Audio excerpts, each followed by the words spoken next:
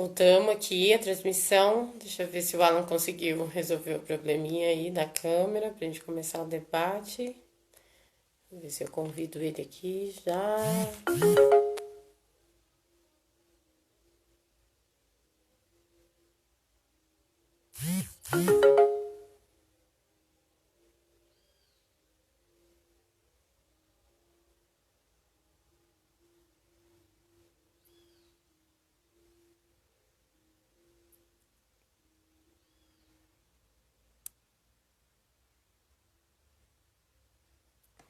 Vamos lá, vamos esperar mais um pouquinho.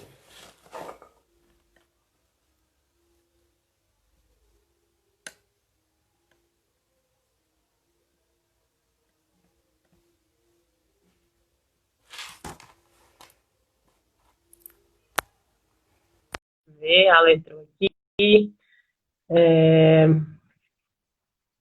Vamos ver se dá certo. Gente, mas a câmera encabulou agora só com a traseira. Alan, você está no celular? Tô no celular. Tal, se tivesse funcionando, ela A tá. gente consegue. Ah, agora Aí.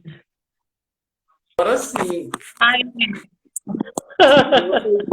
Vocês já iam presenciar o que seria uma análise técnica de um assistente social quando o sistema capitalista quer te impor que seu celular, que só tem um ano, necessita de troca.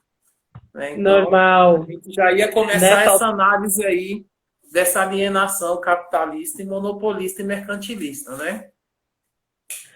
nessa altura do campeonato, tudo está acontecendo. Imprevisto, improvável, já faz parte do nosso cotidiano, né? Alan, boa Exatamente. tarde. Boa A gente tarde. agradece o Observatório dos Movimentos Sociais, Comunidades Tradicionais aqui do Tocantins, Porto Nacional, agradece a sua presença,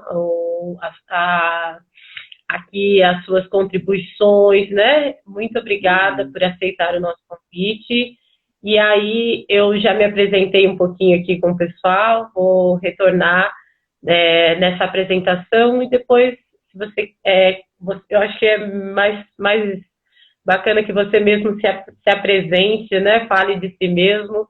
Uhum. Então, eu sou Raquel, do estudante aqui da UFT, do curso de História, né? Faço parte do projeto de extensão, que é o Observatório dos Movimentos Sociais e Comunidades Tradicionais do Tocantins.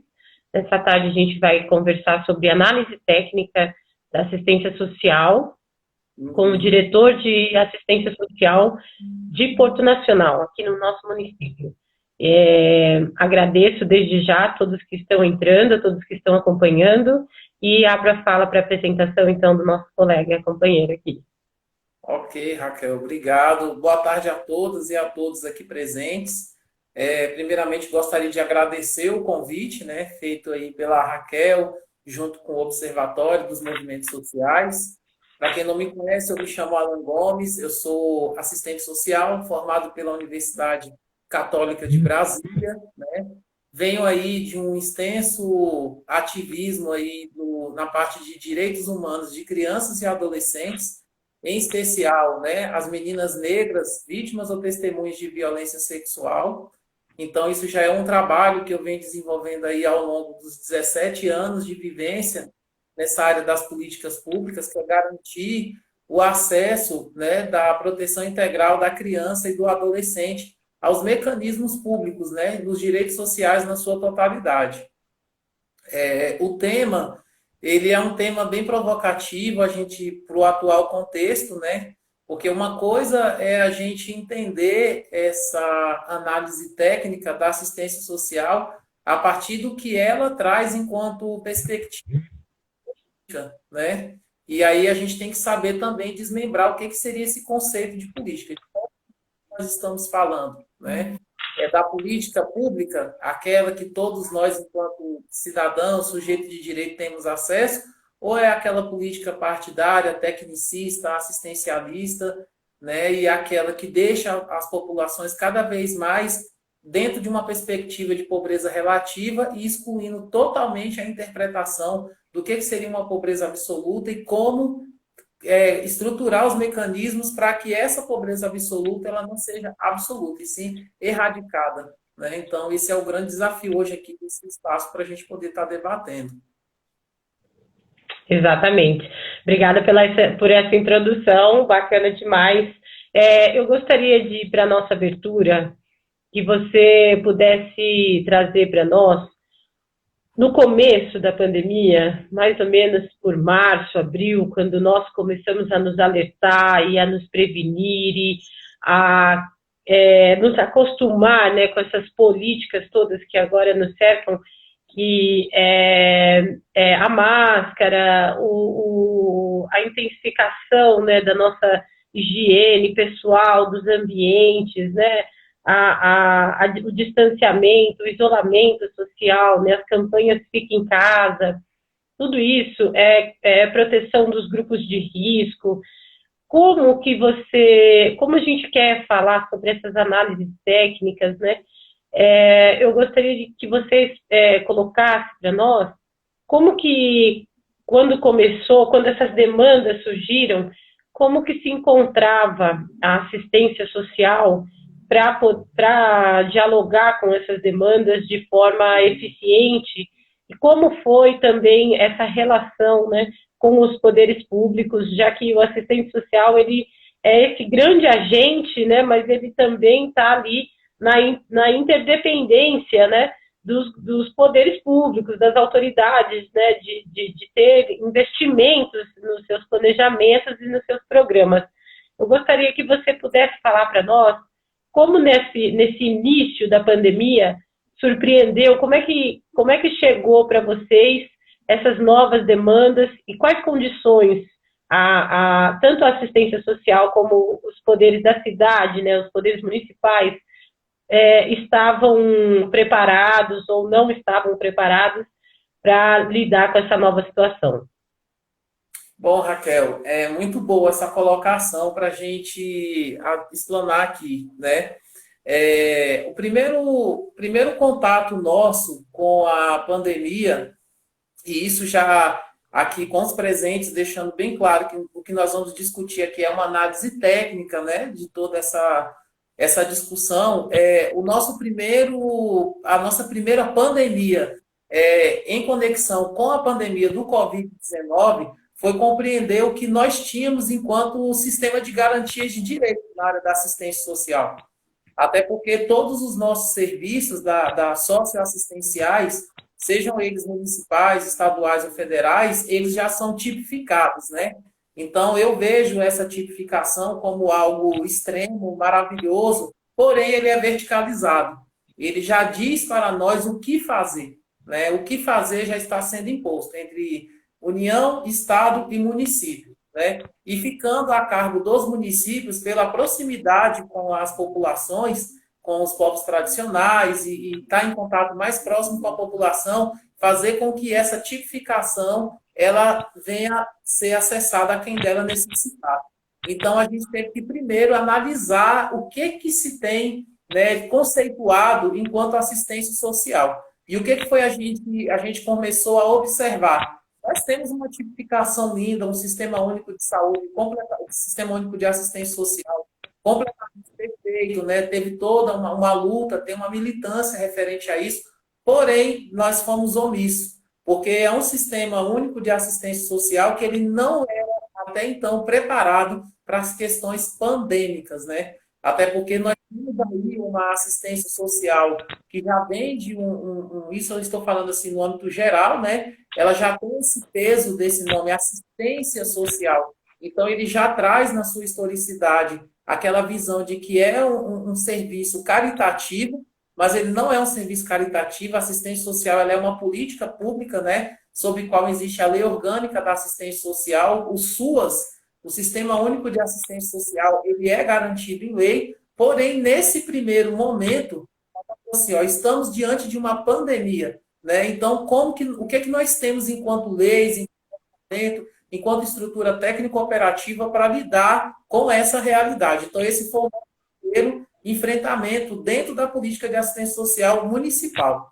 E aí, o que nós nos deparamos? Nós deparamos com uma estrutura de CRAS e de CREAS, né, que atende ao básico, né, eu chamo de básico, até porque, tendo como base o município de Porto Nacional, o repasse de recursos federais para o Porto Nacional, ele ainda é com a visão do Censo-IBGE de 2010. Nós estamos em 2022, né? Então, nós temos um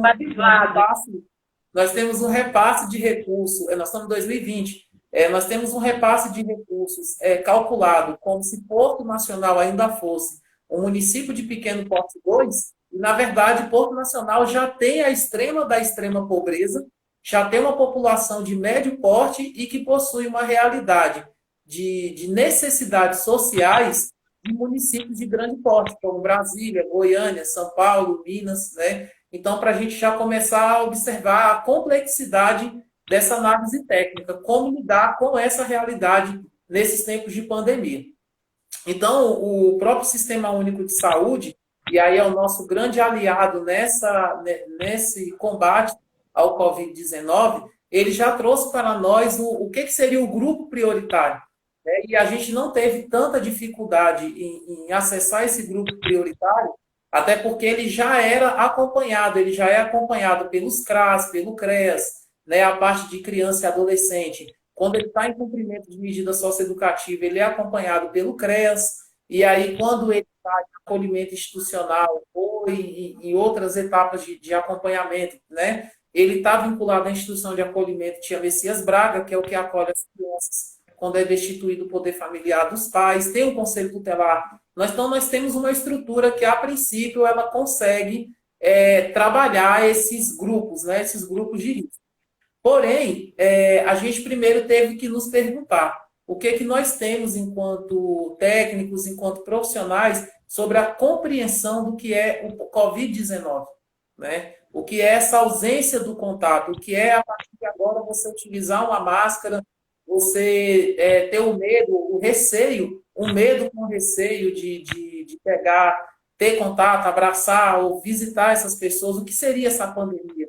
Então, a gente ficou aí dentro de uma análise técnica interna, da gente poder ver quais seriam os cuidados iniciais que a gente poderia ter de, primeiro, tranquilizar essa população, né, de que a gente está passando por uma pandemia, mas que a gente precisa dar segmento à engrenagem, até porque os serviços eles não podem deixar de ser parados, eles não podem deixar de ser ofertados. O que a gente ficou foi numa espécie de retaguarda, né, tendo que trabalhar aí praticamente quase que 23 horas por dia, lendo portarias, resoluções, e aí a gente começou a observar que passou a vir assim, todos os órgãos, seja Ministério Público, Defensoria, todos os ministérios enviando recomendações, e aí a gente observou um Ctrl+C, Ctrl+V de todas as recomendações, quer dizer, não se alinharam para buscar um pacto, né, por enfrentamento à pandemia no contexto da assistência social. O que fizeram é assim, eu sou Defensoria, você é Ministério Público, cada um manda as suas recomendações, mas ambos não se conversam. Então, a gente, com uma equipe de pequeno porte 2, tivemos que trabalhar com uma estrutura quase que de governo federal, de um ministério, né? E aí, de prontidão, a secretaria já, de imediato, a nossa gestora da assistência social, a gente teve que dividir os serviços, né? Então, a gente chegou a gente já tem um pacto pelo aprimoramento da gestão da assistência social, mas nós fizemos um pacto interno. Qual foi o nosso pacto interno? Dividir os serviços, né? Nós baixamos uma portaria municipal, tendo como base toda a documentação que já havia chegado de recomendações, fizemos uma portaria única municipal, que, associada aos decretos que o prefeito já tinha lançado, a gente já deixou o modelo de como seria a garantia desse atendimento em tempos de pandemia. E aí, numa segunda atuação, a secretária saiu em coordenação com os coordenadores de CRAS, CREAS e acolhimento para o atendimento emergencial dessas famílias. E aí, esse atendimento emergencial ele foi atingido com a questão da fome, porque Porto Nacional ele não tem só a fome, ele tem a miséria e tem a extrema pobreza, né?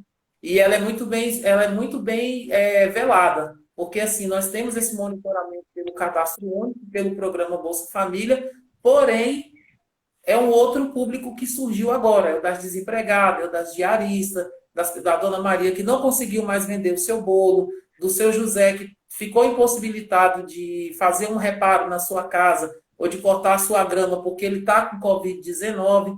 Então, a assistência social teve que sair de prontidão para fazer esse atendimento na parte de monitoramento das pessoas que já estavam testadas positivas com Covid-19, mas necessitava do atendimento da assistência social. Então, as coordenadoras saíram à frente desse monitoramento, e aí a gente também teve que contar com o que nós chamamos da transversalidade e da intersetorialidade de apoio. Então, nós tivemos o apoio de todas as secretarias municipais, a própria Universidade do Tocantins, aí representada pela Etienne, ela participou dessas reuniões.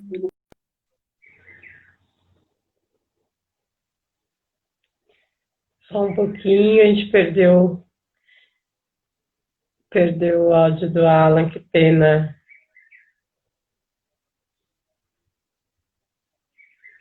Deve ter caído uns minutinhos.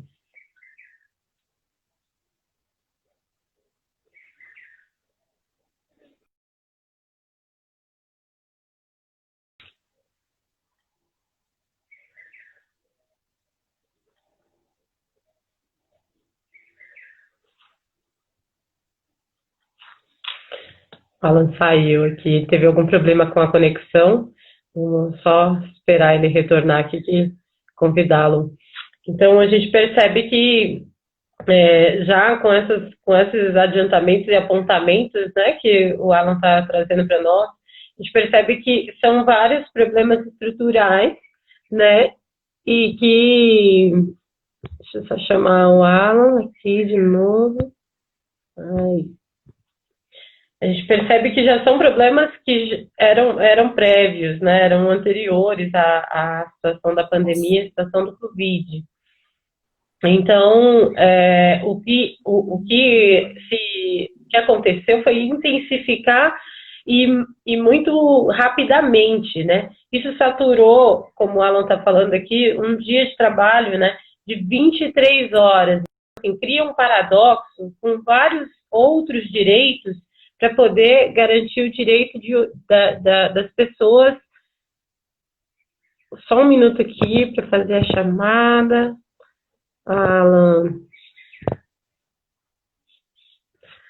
faz com que o direito trabalhista, o direito dessas pessoas que estão envolvidas, né, diretamente com a situação da pandemia, no caso dos assistentes sociais, né, pessoas que fizeram cadastramento, que trabalhavam online, trabalhavam em casa, trabalhavam nas ruas, né, fazendo levantamento. Então, e os problemas estruturais agravando, né, não deixam a assistência social caminhar, né, e ao passo que ele voltar aqui, nosso segmento seria descobrir exatamente as maiores dificuldades, né, que as equipes de assistência social encararam em conseguir, a princípio, né, no início dos surtos maiores, dos momentos, né, de mais caos, porque havia uma população muito grande de rua, principalmente aqui na cidade de Porto Nacional, né? Então, o que fazer, né? E fazer rapidamente, né? E despreparadamente, né? Como ele estava colocando aqui para nós. Então, agora nós íamos ouvir agora, né? Sobre as maiores dificuldades social. Vocês estão me escutando? Tô. Tá, então eu acho que é o problema de sinal mesmo. Eu vou seguir com o áudio aqui, para a gente... Já a câmera resolve virar para mim de novo. Tudo bem, pode ser assim. Eu estava falando aqui, enquanto você ajustava aí as conexões, sobre todos esses apontamentos. Então, Alan, eles revelam para nós na verdade, vários outros problemas que são estruturais, né, e que são anteriores à pandemia, né. Então, a assistência social, talvez, se não for isso, você me corrija, mas o campo da assistência social não esteja ainda preparado para tal desigualdade, né? Para um país que precisa, como você falou, tem uma população que é da miséria, que é muito abaixo do baixa renda, né? O mapa da fome revelou isso muito bem para o Brasil, né? Então, quando você tinha vários discursos que eram fazer alimentações saudáveis, fazer alimentações alcalinas, né? Tinha pessoas que não tinham o que comer, né? Os mesmos paradoxos podem ser verificados na questão da higienização, né? Quando você precisa lavar tudo, precisa higienizar tudo, e pessoas que não têm saneamento, não têm água em casa, não têm condições sociais, né? Para realizar essas novas demandas das nossas reestruturações. Tá ouvindo, Alan? Tô ouvindo, sim. Já esse celular ele resolve funcionar. Não, então, tudo assim, bem. E aí... Que bom que vocês estão me escutando. Pelo menos isso, né? Então vamos no segmento aqui. Tá perfeito. Minha cara é muito nesse momento. Mas como eu estou colocando para vocês aqui, mesmo que o município ele tenha se munido de todos os esforços, né, de estar atendendo esse público prioritário, de estar ainda nessa frente de trabalho que a gente chama de frente humanizada, né, com toda a sua equipe, com todo o serviço sendo ofertado, com todo o controle, né, da população que está sob a nossa responsabilidade e para o além também. A assistência social ela não parou municipal. O que a gente traz aqui enquanto necessidade técnica da nossa discussão é que o município ele fica limitado quando a visão no âmbito federal ela não percebe a assistência social como uma necessidade de reparação histórica.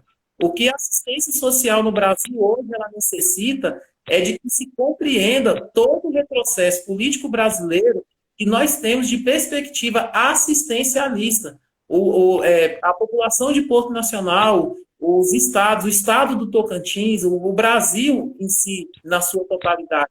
Nesse momento de pandemia, por mais que os municípios, e falando especificamente de Porto Nacional, ele esteja atendendo dentro do viés do que é assistência social, enquanto uma política contributiva e enquanto um direito a toda a população ela tem acesso, a gente ainda continua com a omissão do governo federal em analisar as expressões da questão social na sua totalidade.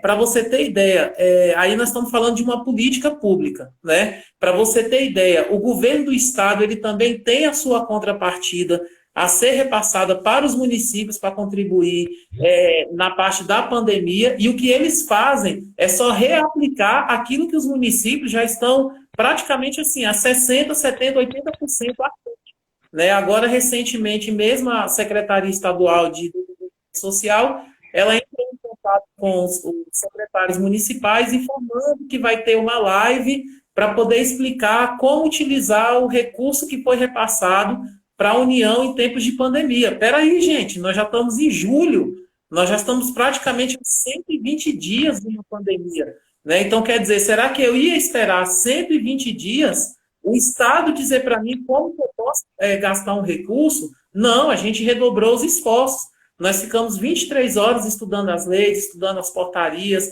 entrando em contato com o Ministério Público, com o Tribunal de Justiça, buscando informações junto ao Ministério da Cidadania, que hoje adotou o viés de simplesmente passar as informações de forma compensatória, né? Então, quer dizer, você entrar em contato hoje no Fundo Nacional de Assistência Social e ele informar para você assim, quando você pergunta, olha, sobre a portaria 369, eu não tenho um CREAS, mas eu tenho um CRAS, e eu recebi o recurso do Covid da União para investir em acolhimento. Eu posso ofertar, mesmo eu tendo só proteção social básica no município, a portaria 369. Não, gente, eu preciso saber tecnicamente se isso é viável ou não. Então, assim, é uma bandeira assistencialista que atende pontualmente os viés que os municípios necessitam, né? E aí o que está ficando para nós de experiência dentro do Covid-19 é o quê? É a gente fortalecer as instâncias de controle social. Não adianta você ter um excelente prefeito, não adianta você ter uma excelente secretária que implementou os serviços, que reativou os serviços e que se afastou nesse momento por questões políticas, né? E aí entrou um novo gestor na pasta que também está dando seguimento na população. Se você tem os conselhos de direito, é isso. Né? E eu falo isso abertamente para vocês, porque nós estamos há 120 dias, Raquel, 120 dias trabalhando as questões de pandemia e nunca recebemos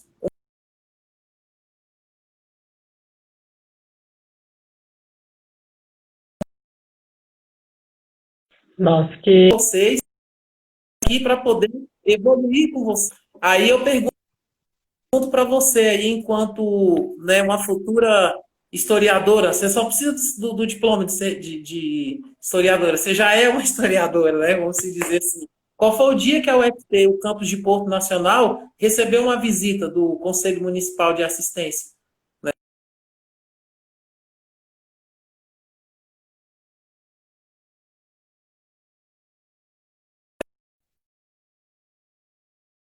Nossa participação, né? Então, quer dizer, eles não visitam, é como se vocês não existissem ali naquele espaço, né? A gente sabe que a diretora... produz a invisibilidade para se retirar também desse campo de responsabilidades, né? Porque as maiores exigências das campanhas todas é pela saúde, né? Pela educação, pela informação, pela alimentação, e todos esses já são direitos que são garantidos, né? Que deveriam ser garantidos, são garantidos no que nós podemos chamar de letras mortas, né? Que são aqueles artigos lindos e maravilhosos que dispõem toda a eficácia, né, de cuidados com a sua população, né, mas que a gente não consegue observar isso, né, na materialidade, muito pelo contrário, né, nós, aqui na cidade de Porto Nacional, como em tantas outras, e principalmente nas capitais, né, cidades grandes, um grande número de pessoas que não pararam de trabalhar, né, que são moradores de rua, que não se encontram em condições para se proteger, né, e fica, claro, dentro de uma vulnerabilidade muito grande, já que as medidas, né, o mundo todo se convencionou essas medidas para o enfrentamento ao Covid-19. Então, o isolamento, a alimentação, o distanciamento, a criação de leitos nos hospitais, isso foram políticas internacionais. Quando você falava sobre o copiar e colar, eu acho muito importante porque é exatamente isso que o Brasil fez o tempo inteiro, né?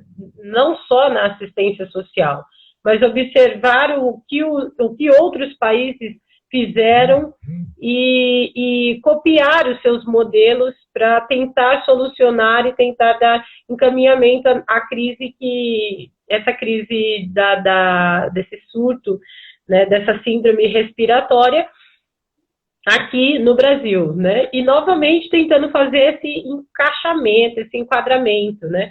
Pegar algo pronto e colocar como um dispositivo, né? Como um conjunto de técnicas e de soluções que já funcionaram.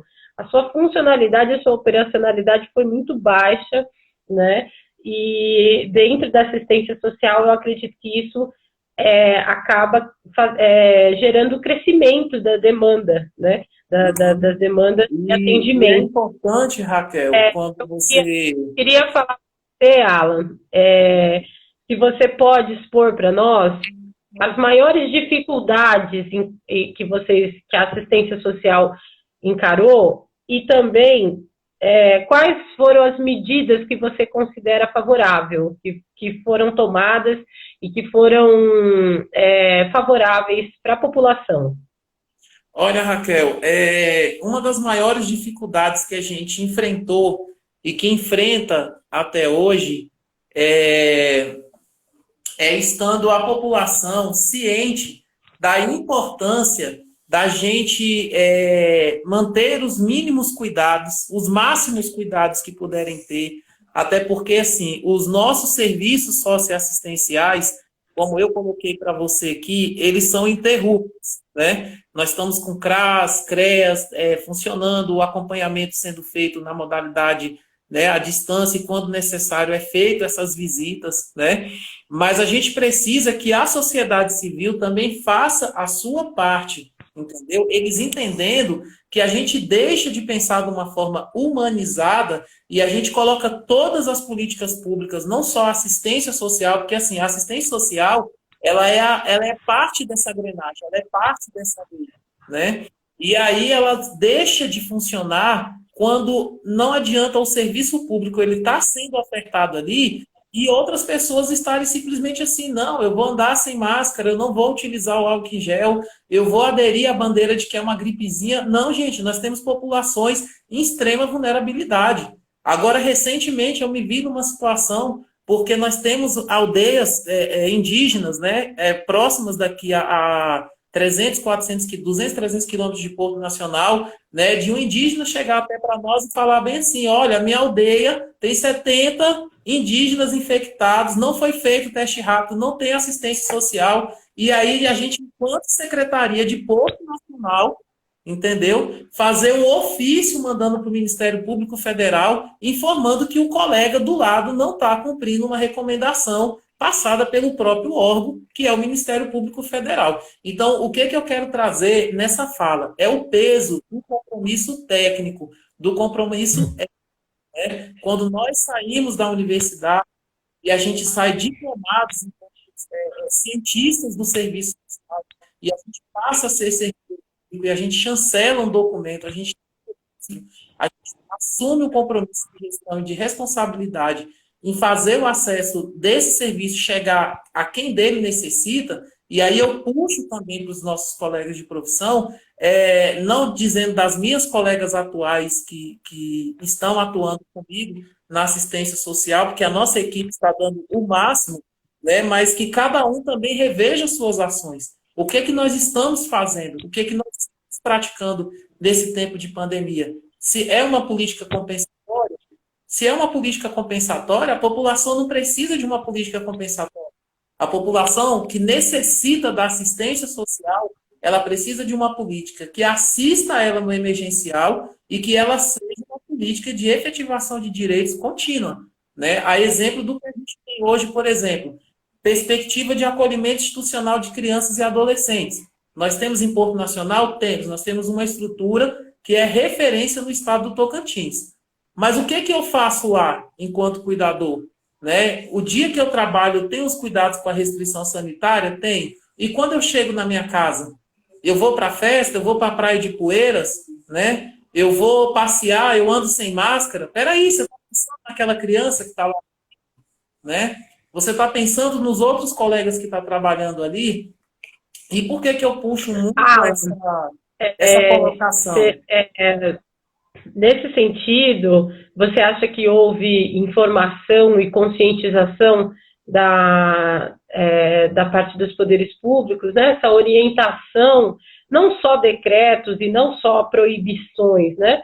Mas você acha que também houve um processo de conscientização, né, para que as pessoas pudessem aderir realmente a esse comportamento mais total, né? Raquel, houve essa orientação, né? Todos os profissionais, eles são orientados 24 horas por dia, né? Aí é o que eu falo, cada profissional, ele tem a sua forma particularizada de atender.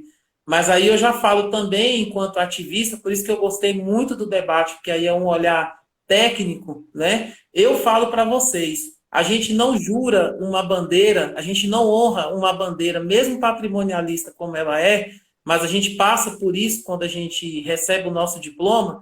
Ali eu estou assumindo um compromisso com a nação brasileira de que as minhas ações elas vão seguir na perspectiva ética.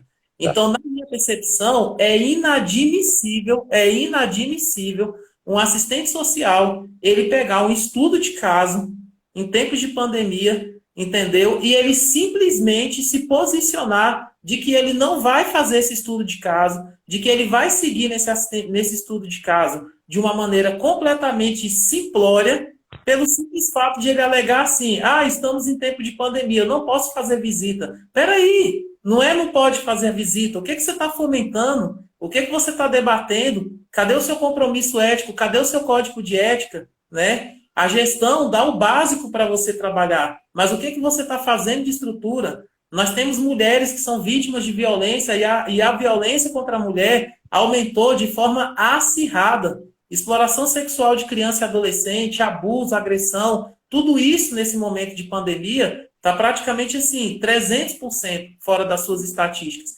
Então eu falo assim, é inadmissível, sabe por quê? Nós temos um vício, né? Eu falo nós assim, numa perspectiva, não querendo rotular, mas falando de uma maneira geral, nós temos o vício de olhar o Instagram, de assistir a live do cantor A, B, C ou D, né? Mas espera aí, que momento que eu paro para ler uma resolução do Ministério Público? Que momento que eu paro para entrar em contato com o meu prefeito, ou com o meu secretário, ou às vezes com um colega da assistência social, e perguntar assim, olha, como que tá? O que vocês estão precisando? Quais são os canais de denúncia? O que eu posso fazer? Não, porque naturalizou a violência, né? E aí eu falo Exatamente. que, quando eu falo da violência, eu não estou só me referindo a essa violência que a gente percebe ela no dia a dia, né? Eu falo da violência, a nossa, nós estamos se autoviolando enquanto profissionais. Então, baixa a bandeira, gente. Baixa a bandeira. O diploma não vai deixar de existir. Vocês não vão deixar, a gente não deixa de ser formado em serviço social quando a gente resolve entregar o nosso CRES, quando a gente resolve a pedir demissão do nosso cargo. E não, você vai continuar formado em serviço social, mas se você não tem afinidade com a extrema pobreza, se você não tem afinidade com os direitos sociais, dá espaço para outra pessoa trabalhar.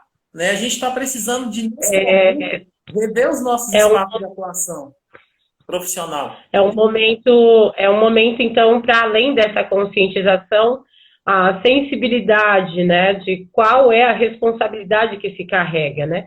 Então, agir de forma responsável, sendo consciente de todos os riscos, de todos os perigos, né, e de todos os o que você cerca, né? Você está colocando em risco todas as pessoas que estão ao seu redor também, né? Então, hoje essa coisa da proteção, ela também é uma proteção que não é só minha, é uma proteção do outro também. Tudo que eu faço para minimizar impactos, para prevenir, para precaver, né, é para mim e é para outras pessoas também. Concordo com você quando você diz que um agente, que um assistente, né, uma pessoa, então, responsável por esse momento, né, pelo agenciamento desse momento tão crítico, se comporte de formas tão contraditórias, né? Mas a gente sabe que esses limites foram ultrapassados muitas vezes, né? Vários protocolos foram quebrados e talvez também pela urgência das respostas que nós temos que dar a uma estrutura que é toda nova para nós, né? Nós sempre fomos trabalhadores, então os trabalhadores, eles não passam o dia em suas casas, eles passam o dia, a maior parte do seu tempo, no seu trabalho. Então, se readequar também a estar em casa, né? E aí, estar em casa também traz um conforto de não ser tão necessário, né? A pessoa ficar indo a qualquer lugar, e assim, não é realmente um momento da escolha, né? É um momento onde até nascem a obrigatoriedade, porque é um momento de calamidade, né? Que eu posso ser irresponsável e pronto, né? Isso tem um grande impacto na vida de outras pessoas, né? Inclusive na sua família, nas pessoas que estão ao seu redor, que também essa circulação não cabe, não é viável, né? Porque não é um momento de visitação e de circulação. Mas eu agradeço as informações que você traz em relação a isso, né? A essa análise interna, qual foi o comportamento também psicológico dos profissionais. É muito, muito bacana saber sobre isso. Nós estamos aqui passando já da metade da nossa conversa, né? A gente não tem tanto tempo assim, são 50 minutos, né?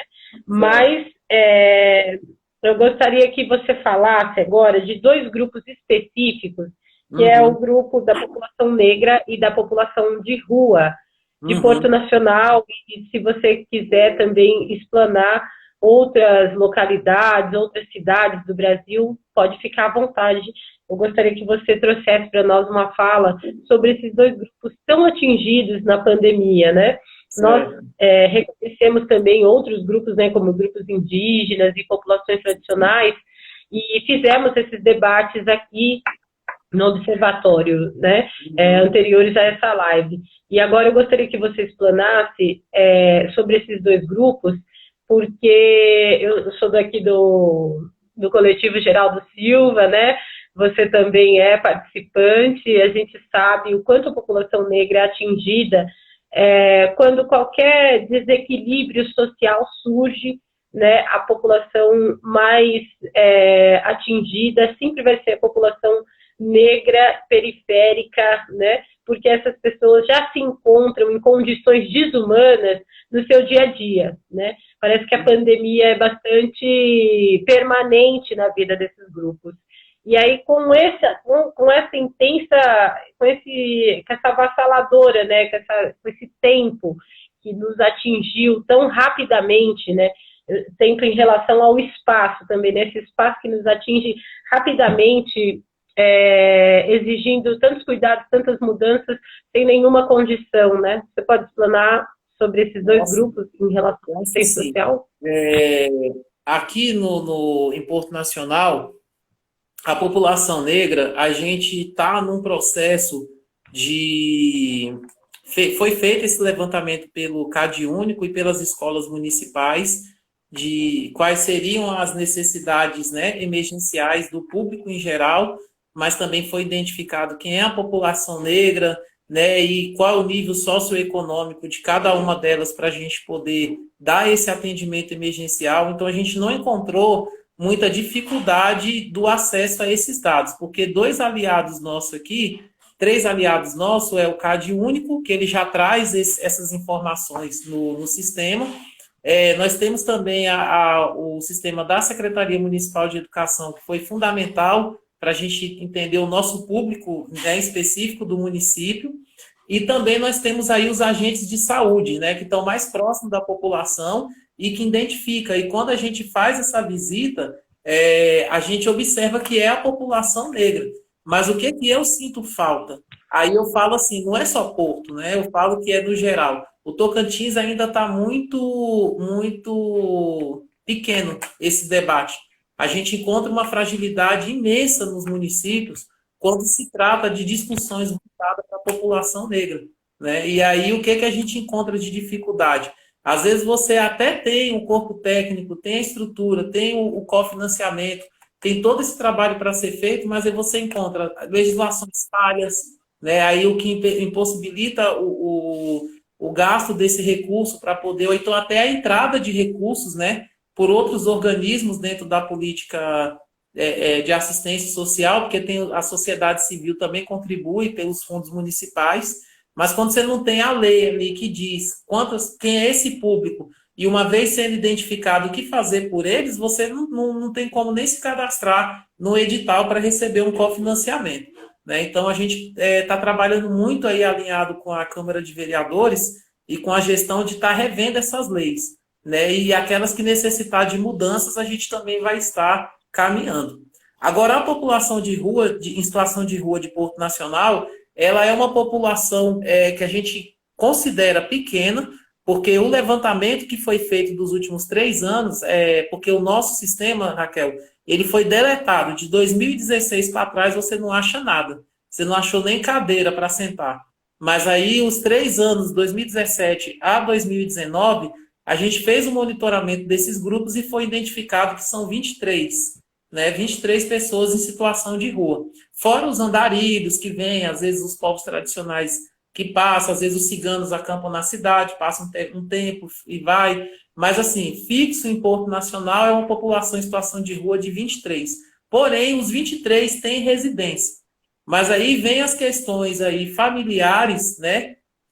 De que a família, às vezes, pelo consumo excessivo de álcool, ou pelo consumo de drogas, ou até mesmo o direito que ele tem de estar em situação de rua, mesmo em tempos de pandemia, eles continuam querendo ficar nesse espaço.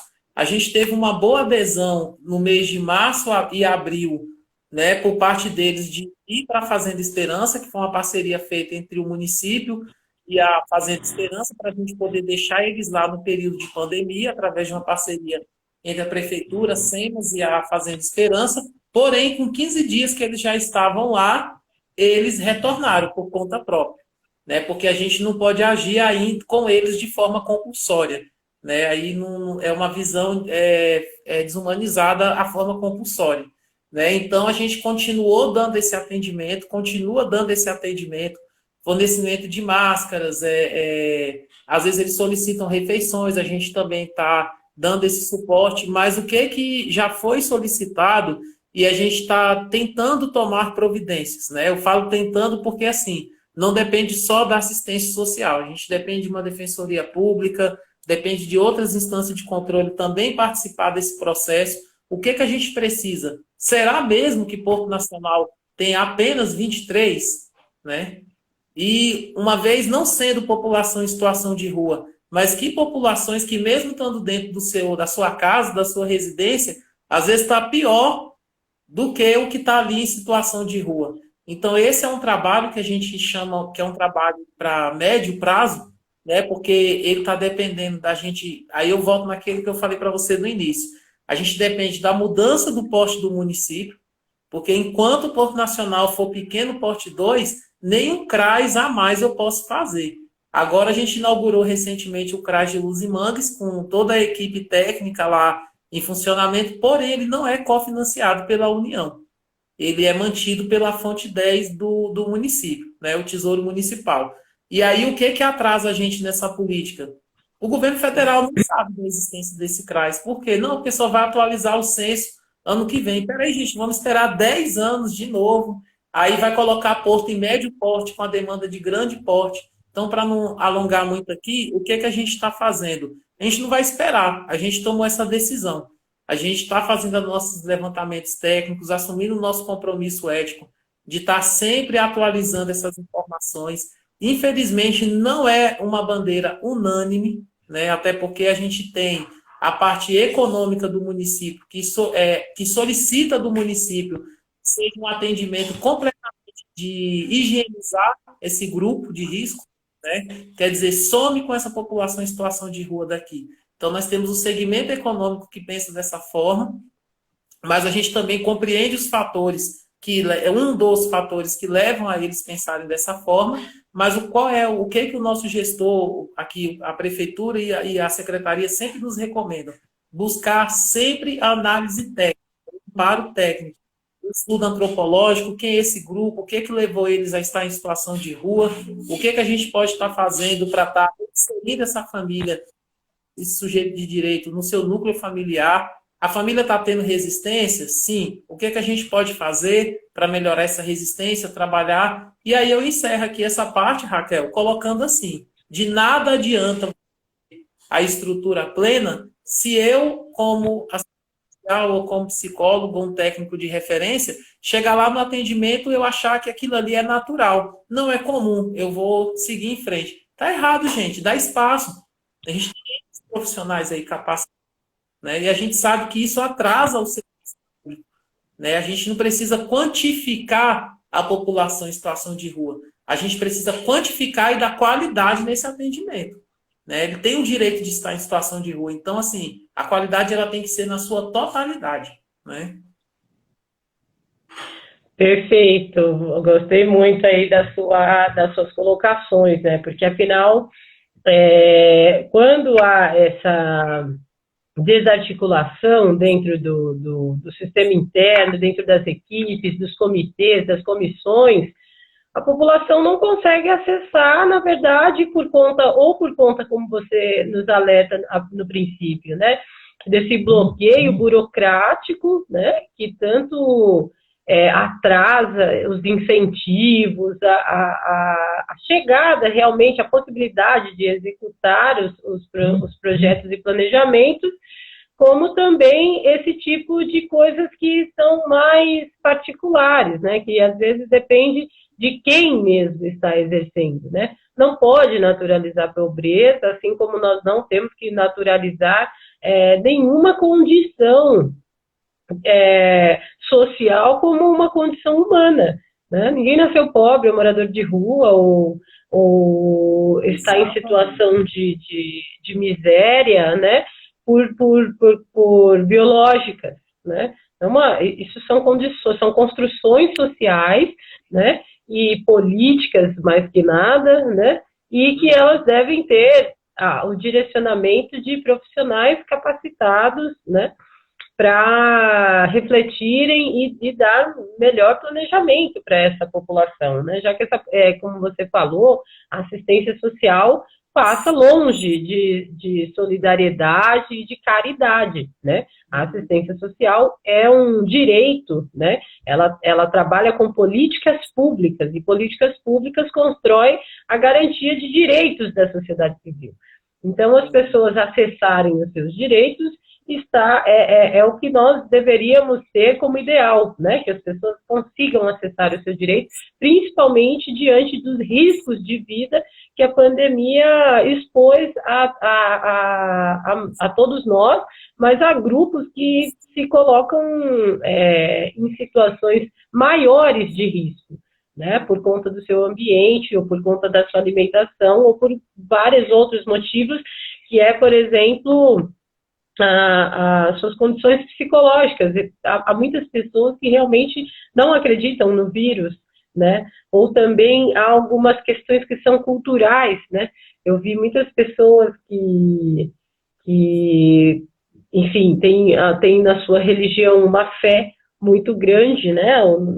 No seu Deus, na sua crença, não usavam máscaras porque estavam protegidos. Então, assim, há de se fazer um trabalho, né, de informação, de constatação e de debate também com essas pessoas, né, que essa é a construção da qualidade, né, qualificar esse sujeito, torná-lo novamente humano, né, porque muitas vezes as políticas públicas elas estão ligadas a essas interpretações de desumanidade, né, então ou atende o mínimo ou atende o que é imediato, né? E aí a gente tem cada vez mais agravada a vida das pessoas que mais precisam acessar os seus direitos.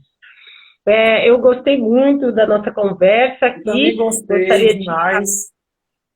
Eu posso abrir um minutinho aqui para você ainda, para as considerações finais, o que você quiser deixar aí de alerta para a nossa população, né, e de ânimo também, uma esperança para nós, para que nós possamos superar, fazer esse retorno gradualmente, né, com mais segurança e com informação, e que a partir dessas informações, Alan, que você traz, a gente também possa ser agentes de suporte, né. Eu me peguei várias vezes nessa situação, a quem eu procuro, né? Eu te procurei várias vezes, olha, orienta tal pessoa e tal, fala com ela.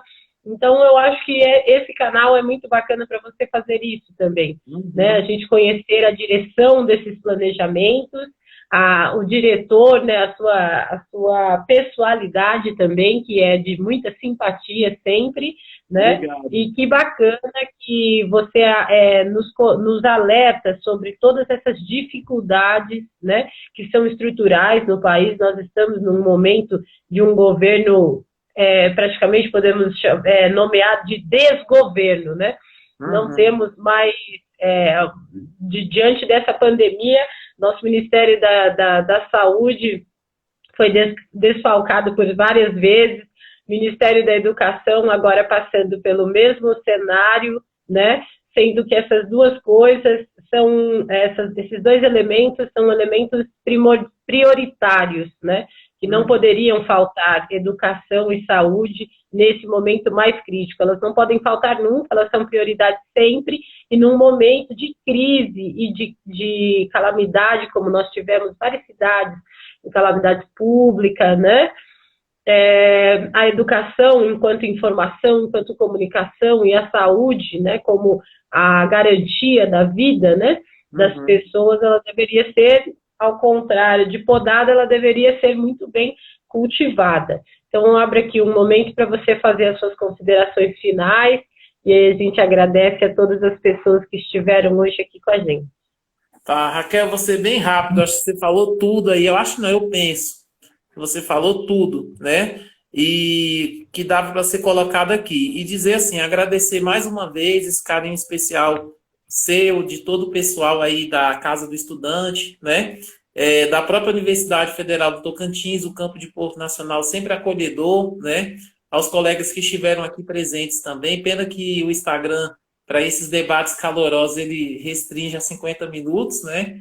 Então, quem sabe, se Maiara e Maraísa aí se convencer de entrar nesse debate técnico, a gente ganha aí mais umas 3 horas, mas eu acho meio difícil, porque o foco lá é recurso, aqui é debater política pública, né? Mas eu agradeço a todos aí que participaram aqui também, professora Fabiana, né, a nossa secretária, né, também está aí presente, participou, Verônica. Quero agradecer a todos aí e dizer, gente, vamos cuidar, porque a gente vai ter muita coisa para debater, para estudar, para pesquisar. Então, assim, vamos nos preparar para essa volta, porque a volta, eu falo que vai ser a volta mais linda do mundo, porque nós estamos vivendo uma pandemia ao meio de um desgoverno federal, ao meio de um desmonte da política de assistência social no seu âmbito federal, né? Aí o desmonte na educação, né, no âmbito federal. Então a gente vai ter muita coisa para escrever e vamos precisar de protagonistas como nós aqui, que estamos aí buscando sempre nos atualizar e estar trocando essas ideias, né? Muito obrigada, então, Alan. Até uma próxima. Boa tarde para você. Obrigado. Até mais. Obrigada a você.